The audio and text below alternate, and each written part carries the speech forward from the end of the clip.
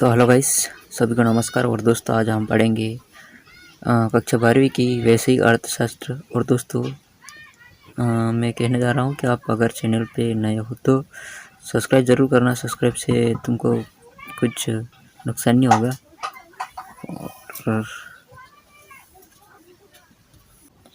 और दोस्तों अध्याय 18 है वितरण, डिस्ट्रीब्यूशन बोलते हैं इंग्लिश में, डिस्ट्रीब्यूशन। और चैनल पे अगर नए हो तो सब्सक्राइब कर लेना, बेल आइकन को भी प्रेस कर लेना और शेयर करना। तो आज हम पढ़ते हैं अध्याय 18 डिस्ट्रीब्यूशन, वितरण। वितरण क्या होता है तो यहाँ पे लिखा हुआ है, मैं बता भी सकता हूँ तुमको सीधी लैंग्वेज में। तो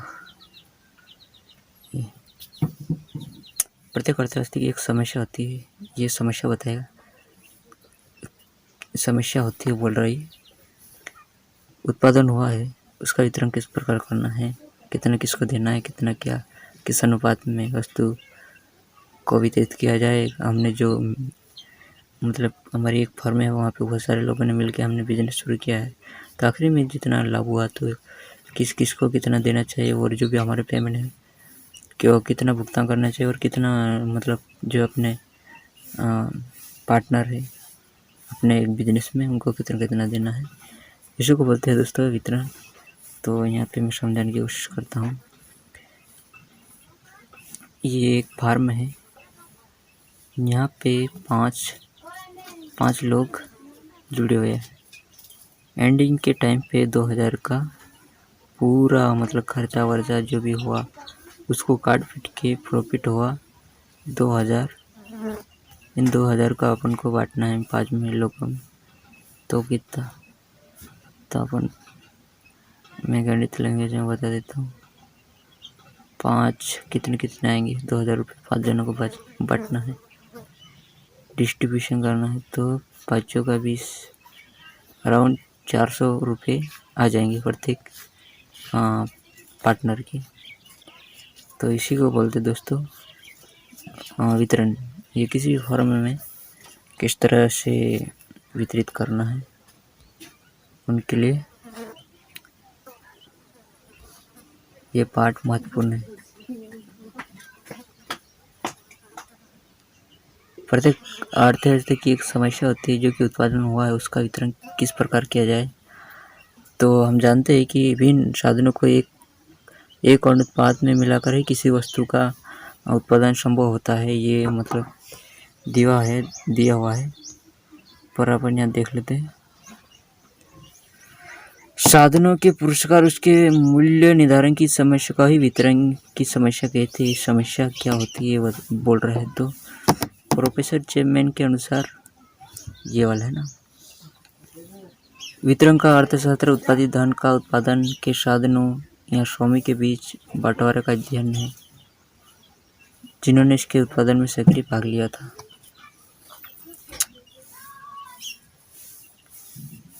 प्रोफेसर विक स्ट्रीट के शब्दों में वितरण में उन सिद्धांतों का अध्ययन किया जाता है जिनके अधीन किसी जटिल इंडस्ट्री या औद्योगिक संगठन की उत्पत्ति के विभाजन उन व्यक्तियों के मध्य किया जाता है जो इस उत्पादन में सहयोग करते हैं।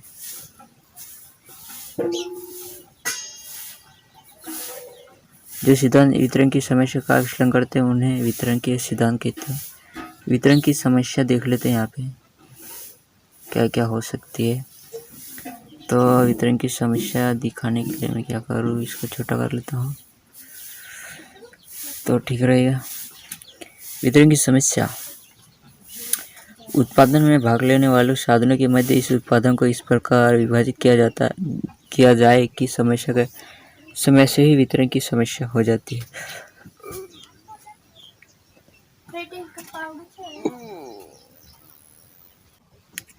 तो दोस्तों इसको यहाँ लगा लेता हूँ ताकि आवाज़ रिकॉर्ड हो सके। तो क्या हो रहा है यार, यहाँ पे कुछ लगा लेंगे है नहीं, पर यहाँ पे लग जाएगा। तो दोस्तों मैं क्या बोल रहा था, वितरण वितरण ही पढ़ रहे थे अपन। तो वितरण की समस्या, वितरण किसका किया जाए, पहला प्रश्न है वितरण की समस्या। तो देखते भैया अपन किसी भी फर्म में, तो वहाँ पे मतलब जो भी अपने पार्टनर है, तो वितरण किसका किया जाए, ये समस्या हो सकती है। तो यहाँ पे फर्म या संपूर्ण राष्ट्र की दृष्टि से देखते हैं कि एक फर्म की दृष्टि से हम देखते हैं कि जो धन उत्पादित हुआ, जो भी धन उत्पादन हुआ, और विभिन्न साधनों सामूहिक प्रयत्न होता है। मतलब बहुत सारे साधन या समूह का एक मिलन से ही बनता है, कहने का मतलब है ना। एक फर्म अपने समस्त उत्पादन को साधनों के मध्य नहीं बांटती। मतलब ये बोल रहे एक फर्म होती सभी उत्पादन को साधनों के मध्य नहीं बांटती, वरन इसमें कुछ राशि भविष्य में इन्वेस्ट करने के लिए रखती। उसके बाद जो बच जाता उसको जो साधन है उनमें बांटती है। तो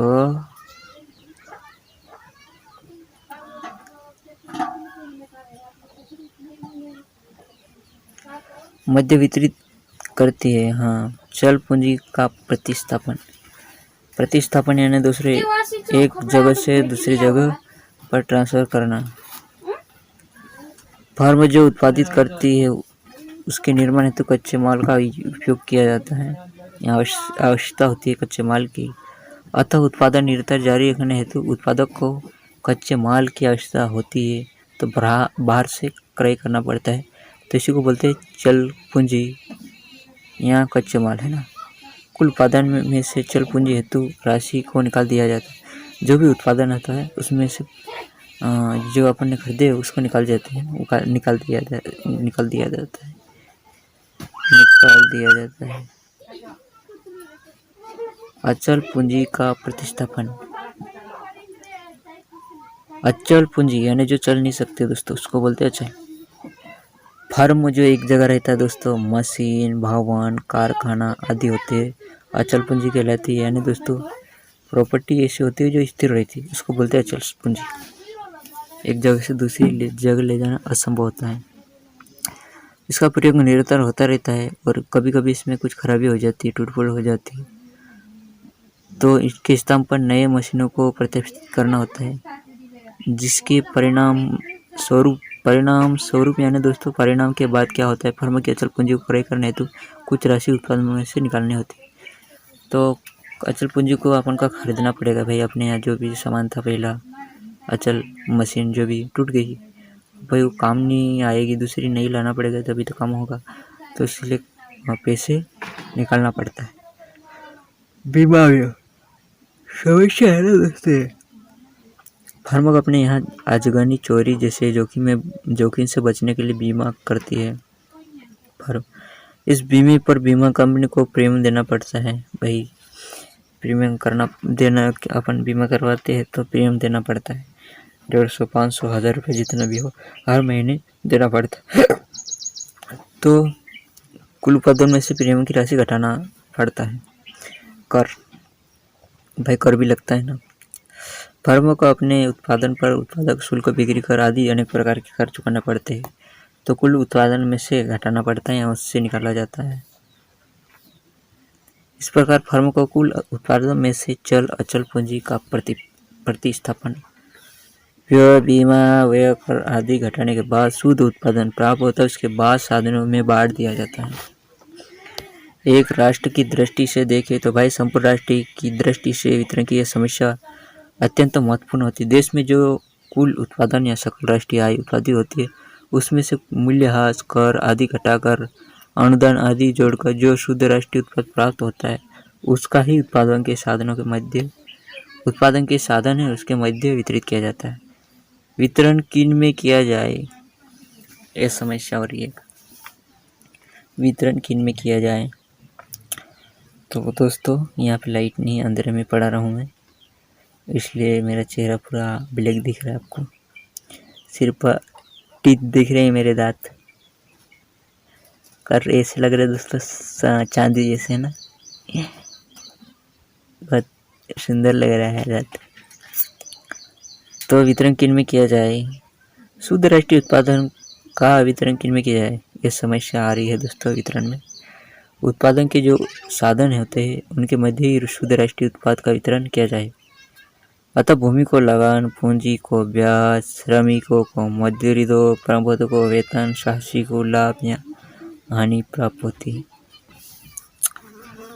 वितरण का क्रम क्यों हो, हाँ मतलब वितरण का क्रम क्या हो, सॉरी मैंने कुछ गलत बोल दिया था।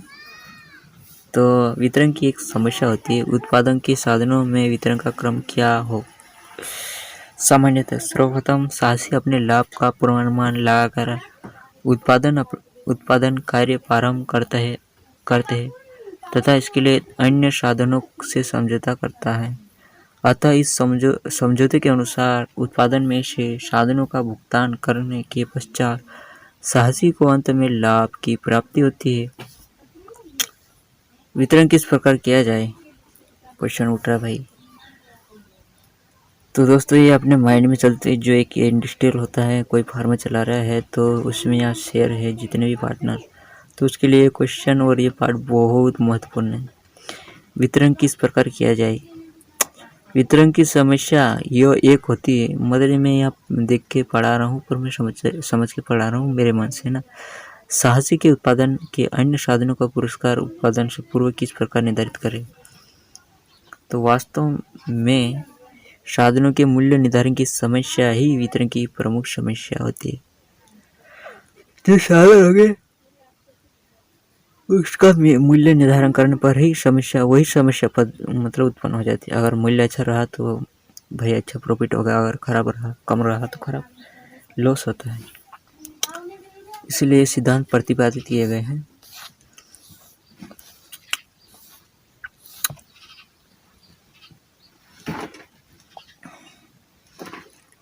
तो दोस्तों अच्छा नहीं दिख रहा है, धुंधला धुंधला दिख रहा है। वितरण के लिए एक प्रत्यक्ष सिद्धांत की आवश्यकता होती है। जिस प्रकार वस्तु का मूल्य उसकी मांग एवं आपूर्ति द्वारा निर्धारित होता है, उसी प्रकार साधन का मूल्य भी मांग एवं पूर्ति द्वारा निर्धारित होता है। परंतु फिर भी वितरण के लिए एक प्रत्यक्ष सिद्धांत की आवश्यकता होती है, क्योंकि साधन कीमत निर्धारण निम्नलिखित बातों में से किसी वस्तु के निर्धारक से भिन्न होता है। तो दोस्तों ये पहली लाइन दिख रही होगी आपको, ये इस तरह से करना पड़ेगा। हाँ अभी दिख रही है। वस्तु विशेष की मांग प्रत्यक्ष रूप से उसकी उपयोगिता के कारण होती है। वस्तु में उपभोक्ता को संतुष्ट कर सकने की सामर्थ्य होती है।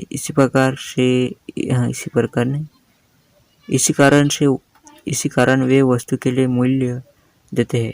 इसके विपरीत साधन की मांग इनडायरेक्ट अप्रत्यक्ष अर्थात व्युत्पन्न होती है, क्योंकि उत्पत्ति के साधन क्रेता की प्रत्यक्ष रूप से संतुष्टि नहीं करती, किंतु वे ऐसी वस्तु का उत्पादन करते हैं जिनकी उपयोगिता होती है।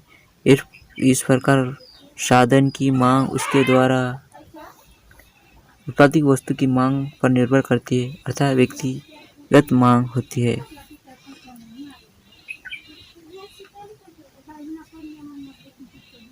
तो दोस्तों यहाँ पे दूसरा पॉइंट है, किसी वस्तु की पूर्ति उसकी उत्पादन लागत पर निर्भर करती है, जबकि साधन की पूर्ति अपॉर्चुनिटी कॉस्ट अवसर लागत पर निर्भर करती है। साधन की पूर्ति अवसर अपॉर्चुनिटी पर निर्भर करती है। तो दोस्तों अगर आपकी इंग्लिश कम हो तो ये ऐसे वर्ड को पढ़ते रहना, क्योंकि काम आएंगे ना। अवसर को बोलते अपॉर्चुनिटी, लागत को कॉस्ट बोलते हैं ना। साधन को एक प्रयोग में कम से कम इतना द्रव्य अवश्य मिलना चाहिए जितना कि उसे किसी दूसरे के वैकल्पिक प्रयोग में मिल सकता है। द्रव्य की यही मात्रा फर्म की दृष्टि से साधन की लागत है। आप देखते दोस्तों, साधनों के संबंध में विशेष रूप से श्रम के संबंध में सामाजिक मानवीय तत्व को सर्वाधिक महत्व दिया जाता है। जबकि वस्तु पर ऐसे तत्वों का कोई प्रभाव नहीं पड़ता। वितरण के अलग सिद्धांत की आवश्यकता के कारण उसका विकास दो रूपों में हुआ। वितरण का सीमांत उत्पादन सिद्धांत, वितरण का आधुनिक सिद्धांत। इन दोनों की विवेचना हम नीचे करेंगे भाई।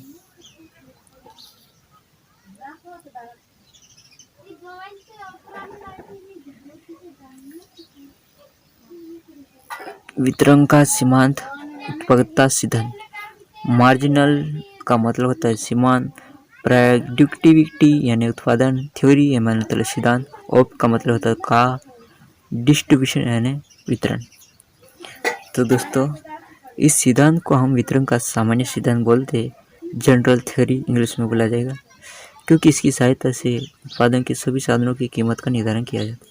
उत्पादन के जितने भी साधन हमने प्रयोग किए या यूज किए तो उनकी कीमत का निर्धारण हो जाता है, इसलिए इसको बोलते हैं जनरल थ्योरी या सामान्य सिद्धांत। तो सामान्य सिद्धांत का कथन, general statement of the theory.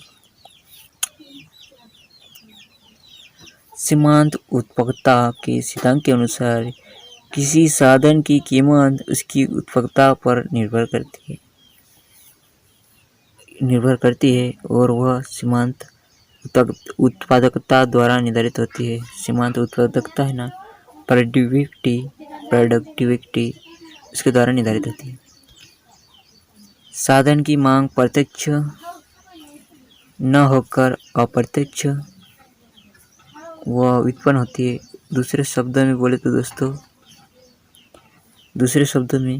साधन की मांग स्वतः न होकर जिस वस्तु का उत्पादन करती है उसकी उपयोगिता के कारण साधन की मांग होती है। अतः साधन उस वस्तु का जितना अधिक उत्पादन करता है उसकी मांग उतनी ही अधिक होगी। इस कारण उस साधन की कीमत भी ऊंची होगी। इस प्रकार साधनों की कीमत उसकी सीमांत उत्पादकता द्वारा निर्धारित होती है।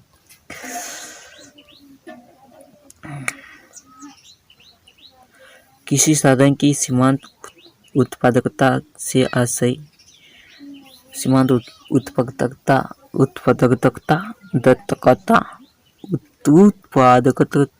उत्पादकता से आशय। तो आशय बोल रहा है अन्य साधन की मात्रा को स्थिर रखकर उस साधन की एक अतिरिक्त इकाई के प्रयोग से कुल उत्पादन में होने वाली वृद्धि से होता है। जो अपने पास अलग और साधन है उन साधनों का प्रयोग हम नहीं करेंगे या स्थिर रख देंगे और साधन की अतिरिक्त इकाई का प्रयोग करके जो उत्पादन होगा या उत्पादन में वृद्धि होगी उसी को मानते सीमांत उत्पादकता या मार्जिनल प्रोडक्ट। मान लीजिए एक फर्म भूमि, पूंजी, श्रम तथा उद्यम की सहायता से मेज का उत्पादन करती है। अब मेज का उत्पादन करती है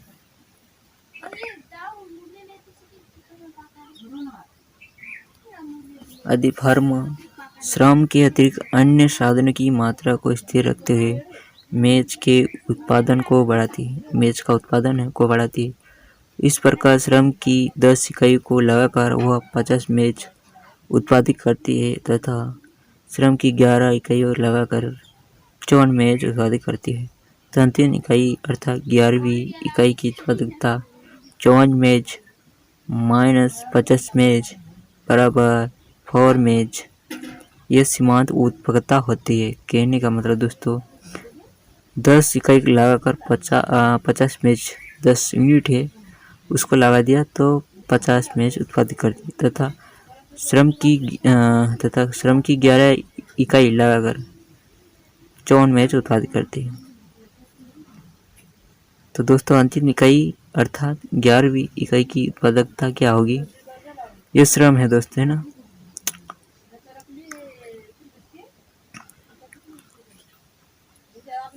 तो 11वीं इकाई की उत्पादकता क्या है?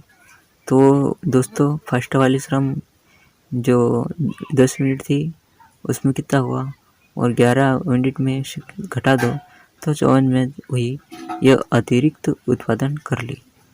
तो इसको बोलते दोस्तों सीमांत उपयोगिता।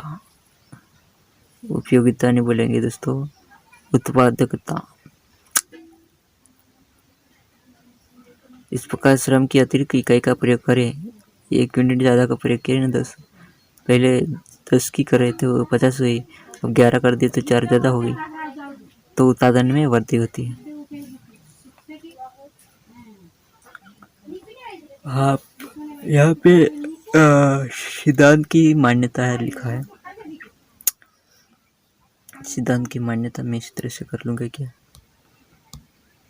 नहीं हो रहा ना भाई। सीमांत की उपयोगिता।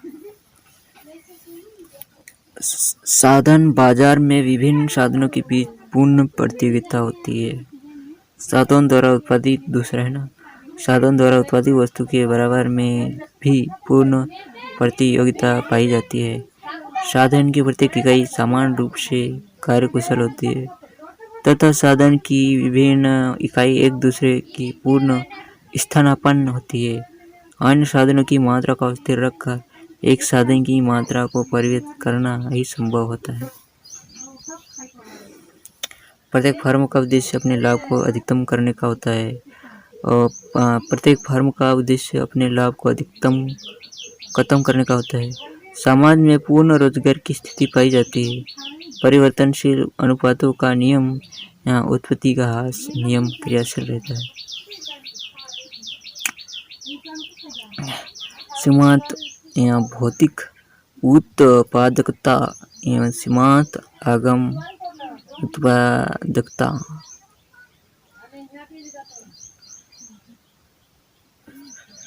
क्या बोलेंगे यह सब इसको। सीमांत उत्पादकता दो प्रकार से व्यक्त की जा सकती है। सीमांत भौतिक उत्पादकता। सीमांत भौतिक उत्पादकता अन्य साधनों को स्थिर रखकर जब किसी साधन की एक अतिरिक्त इकाई के प्रयोग से कुल भौतिक उत्पादकता में जो वृद्धि होती है वह साधन की सीमांत भौतिक उत्पादकता कहलाती है। सीमांत आगम उत्पादकता ये वाला है ना। सीमांत आगम उत्पादकता अन्य साधन की मात्रा को स्थिर रखकर परिवर्तन साधन की एक अतिरिक्त इकाई का प्रयोग करके कुल आगम में से होने वाली वृद्धि उस साधन की सीमांत आगम उत्पादकता कहा जाता है। MRP बोलते और पहले वाले को बोलते सीमांत भौतिक उपभोक्ता को मार्जिनल फिजिकल प्रोडक्टिविटी, और यहाँ पे आगम बोल रहा है दोस्तों। दोनों अवधारणा का तालिका में समझाया गया है दोस्तों चित्र द्वारा। तो ये है दोस्तों एक चार्ट। साधन की इकाई यूनिट है 10, कुल भौतिक उत्पादन, वस्तु की कीमत, कुल आगम, सीमांत भौतिक उत्पादकता, सीमांत आगम उत्पादकता।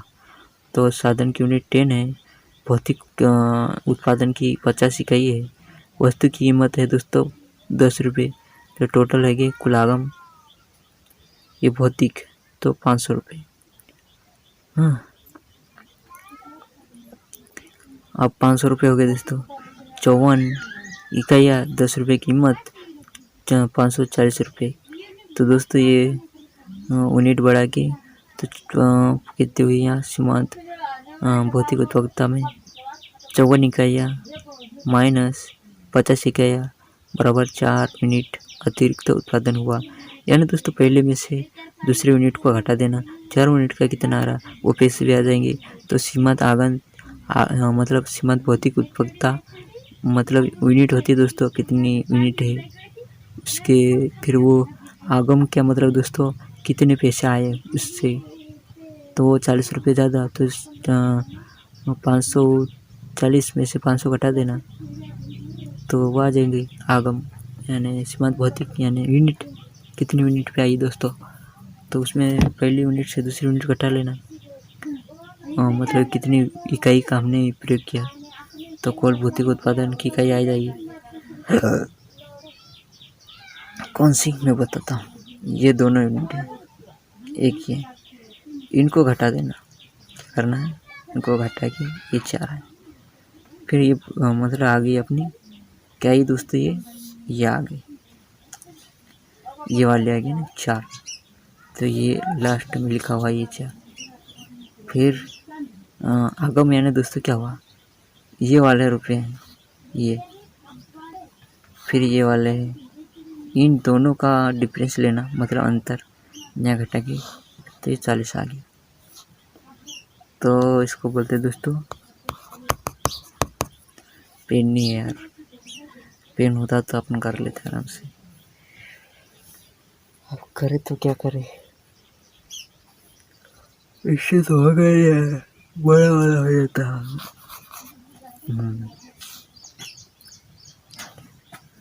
तो समझ दिया मैंने क्या होता है।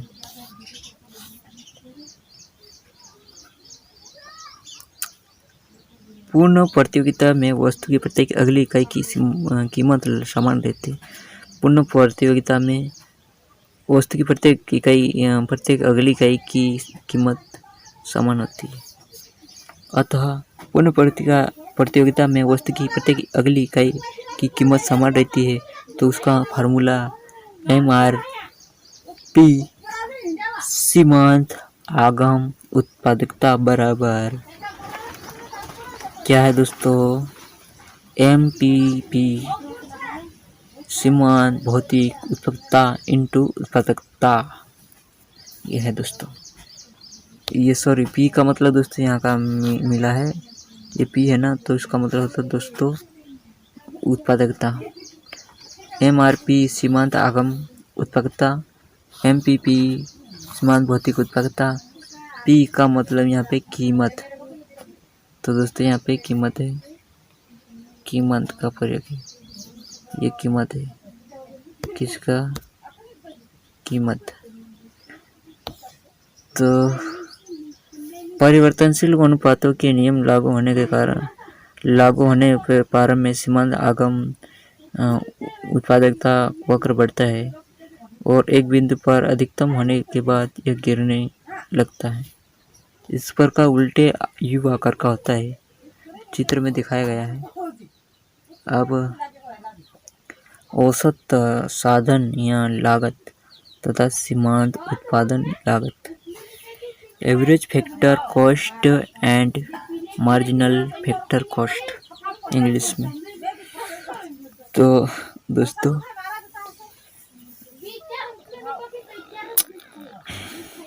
प्रत्येक साधन का साधन लागत, सीमांत साधन लागत,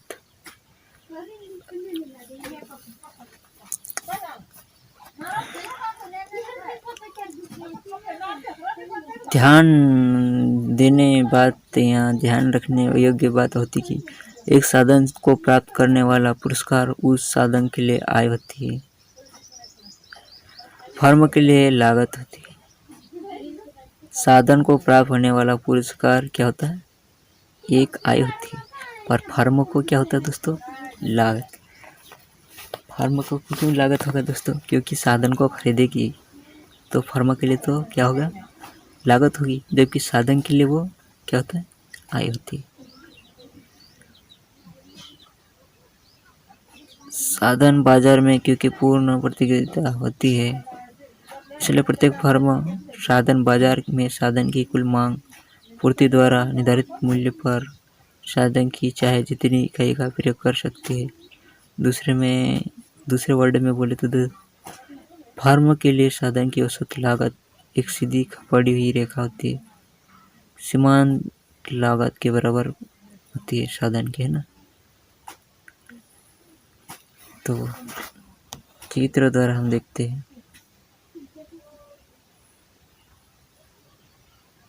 साधन का मूल्य निर्धारण फैक्टर प्रिसिंग। वस्तु बाजार में फर्म के साम्य की भांति साधन बाजार में भी फर्म के साम्य का अध्ययन किया जा सकता है। साधन बाजार में फर्म के सामने से तात्पर्य होता है कि एक फर्म किसी साधन की कितनी इकाई का प्रयोग करती है और उसके लिए कितना मूल्य देती है। एक फर्म किसी साधन की कई इकाइयों का उस सीमा तक प्रयोग करेगी जहाँ पर कि उस साधन की एक अतिरिक्त इकाई के प्रयोग से कुल आगम में होने वाली वृद्धि अर्थात सीमांत आगम उत्पादकता उस अतिरिक्त इकाई की लागत अर्थात सीमांत साधन लागत के बराबर हो जाए। दूसरे शब्दों में फर्म की सामान्य निम्नलिखित दशा पूरा होना आवश्यक है।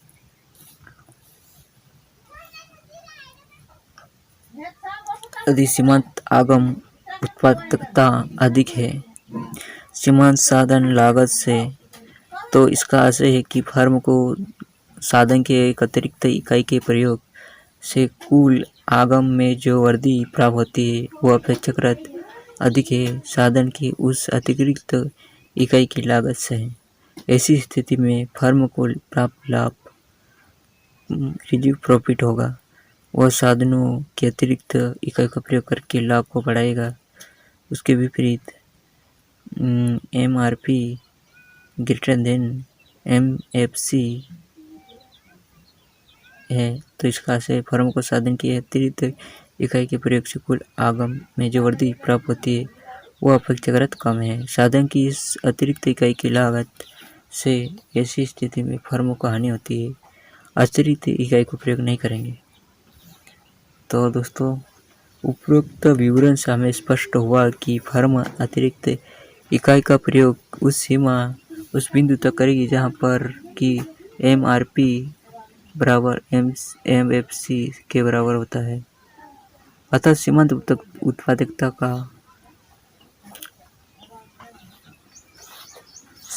उत्पादकता का सिद्धांत इस बात की व्याख्या करता है कि साधन का मूल्य उसकी सीमांत उत्पादकता के बराबर होता है।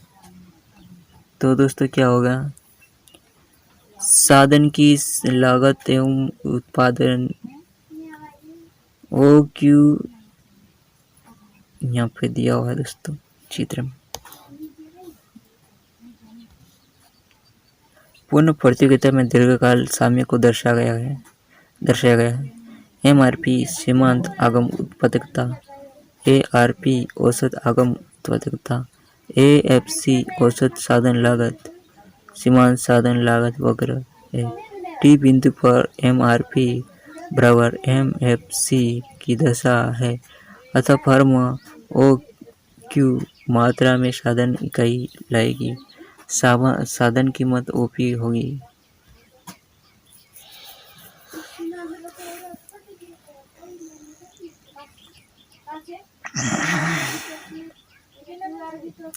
सीमांत उत्पादकता सिद्धांत की प्रमुख अड़चन निम्नलिखित है। किसी एक साधन की सीमांत उत्पादकता ज्ञात करना अत्यंत कठिन है।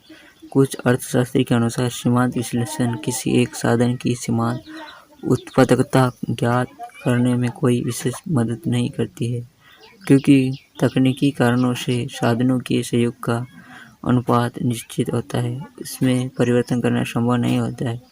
इसके अतिरिक्त उत्पत्ति के साधनों के अविभाज्य होने की स्थिति में उनकी सीमांत उत्पादकता को निकालना कठिन हो जाता है।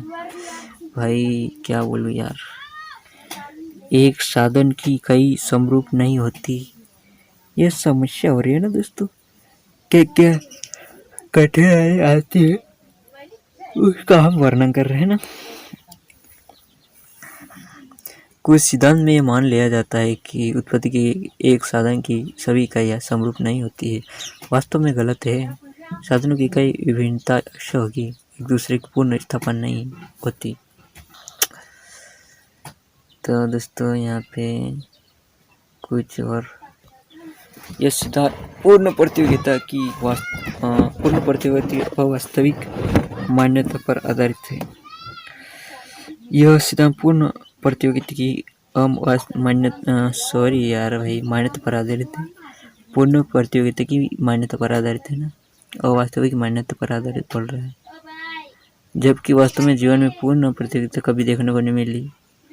व्यवहार में यह अपूर्ण प्रतियोगिता ही पाई जाती है। प्रत्येक फर्म या उत्पादक द्वारा लाभ को अधिकतम करने की मान्यता ठीक नहीं है। इस सिद्धांत की मान्यता है कि प्रत्येक फर्म अपने लाभ को सदैव अधिकतम करने के उद्देश्य से कार्य करती है, गलत है। व्यवहार में फर्म अपने उत्पादन नीति को निर्धारित करते समय लाभ के अतिरिक्त अन्य कई बातों से प्रभावित होती है। उत्पत्ति के साधनों में पूर्ण गतिशीलता नहीं पाई जाती है। इस सिद्धांत में यह मान लिया जाता है कि उत्पत्ति के साधन पूर्ण गतिशील होते हैं, किंतु व्यवहार में उत्पत्ति के साधनों में पूर्ण गतिशीलता नहीं होती है। विभिन्न प्रकार के तत्व साधनों की गतिशीलता में बाधक होते हैं। पूर्ण रोजगार की मान्यता उचित नहीं। इस सिद्धांत में समाज में पूर्ण रोजगार की मान्यता ली जाती है और इसी कारण एक साधन की कीमत उसकी सीमांत उत्पादकता के बराबर होती है, परंतु व्यवहार में पूर्ण रोजगार की स्थिति एक सामान्य दशा नहीं है। अर्थव्यवस्था में बेरोजगारी की स्थिति तो रहती है, पर साधारण सीमांत उत्पादकता से कम कीमत लेने को तैयार हो जाएगा या हो जाता है।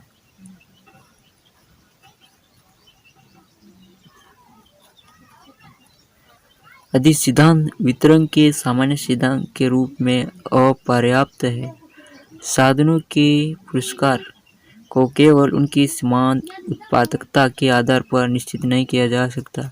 मजदूरी की दरें एक सीमा तक ही श्रमिकों सीमांत उत्पादकता द्वारा निर्धारित होती है। श्रमिकों की सौदा करने की शक्ति भी उनको प्रभावित करती है। इस प्रकार ब्याज की दर का निर्धारण कुछ सीमा तक पूंजी की उत्पादकता पर तथा कुछ सीमा तक तरलता पसंदीदा पर निर्भर करती है।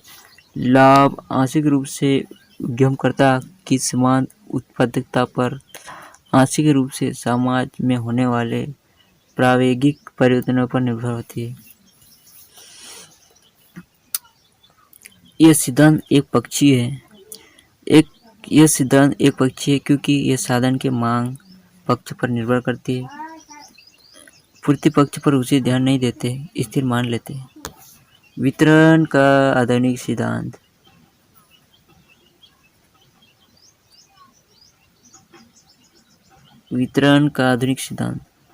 सीमांत उत्पादकता का सिद्धांत साधन की कीमत निर्धारण का एक अपूर्ण सिद्धांत समझा जाता है, क्योंकि यह साधन के मांग पक्ष की तो व्याख्या करता है, परंतु पूर्ति पक्ष का कोई प्रकाश नहीं डालता या प्रभाव नहीं देता।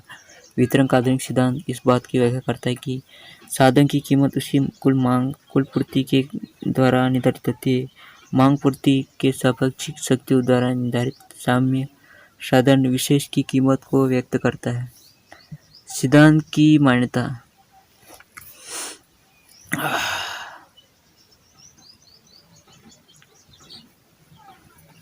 साधन बाजार में पूर्ण प्रतियोगिता पाई जाती है। उत्पादन में उत्पत्ति ह्रास नियम क्रियाशील है। साधन की सभी इकाइयां समरूप यहाँ से जाती है तथा वे एक दूसरे के साथ पूर्ण स्थापन है। प्रत्येक साधन पूर्ण विभाज्य है ना। प्रत्येक साधन पूर्ण विभाज्य है।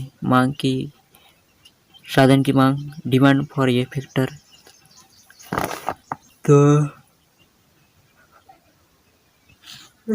तो साधन की मांग,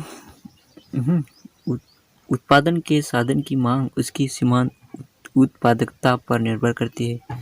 एक फर्म किसी साधन का प्रयोग उसी सीमा तक करेगी जब तक कि साधन की सीमांत आगम उत्पादकता साधन की सीमांत लागत के बराबर न हो जाए।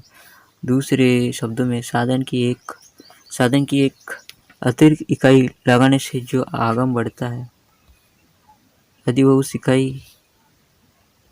इकाई की लागत से अधिक हो तो फर्म को लाभ होगा और वह साधन की मात्रा को उस सीमा तक लगाती जाएगी जब तक कि साधन से प्राप्त आगम साधन की लागत के बराबर न हो जाए। कोई भी फर्म किसी साधन को उसकी सीमांत उत्पादकता से अधिक कीमत नहीं देगी। अतः साधन की सीमांत उत्पादकता बढ़ने पर उसकी मांग और कीमत बढ़ जाएगी। साधन की मांग उत्पादित वस्तु की मांग पर निर्भर करती है। जब बाजार में साधन द्वारा उत्पादित वस्तु की मांग बढ़ती है तो साधन की कीमत भी बढ़ जाएगी। इस प्रकार साधन की मांग उसकी कीमत पर निर्भर करती है। उत्पादन के साधनों को प्राप्त पुरस्कार फर्म की उत्पादन लागत होती है। साधन की उचित कीमत होने पर फर्म की उत्पादन लागत बढ़ जाती है अतः वह उसकी मांग कम करती है। साधन की नीची कीमत होने पर उसकी मांग अधिक करती है अतः साधन की मांग वक्र बाएं से दाएं नीचे गिरता रहता है। साधन की पूर्ति supply of A factor English में बोलते हैं।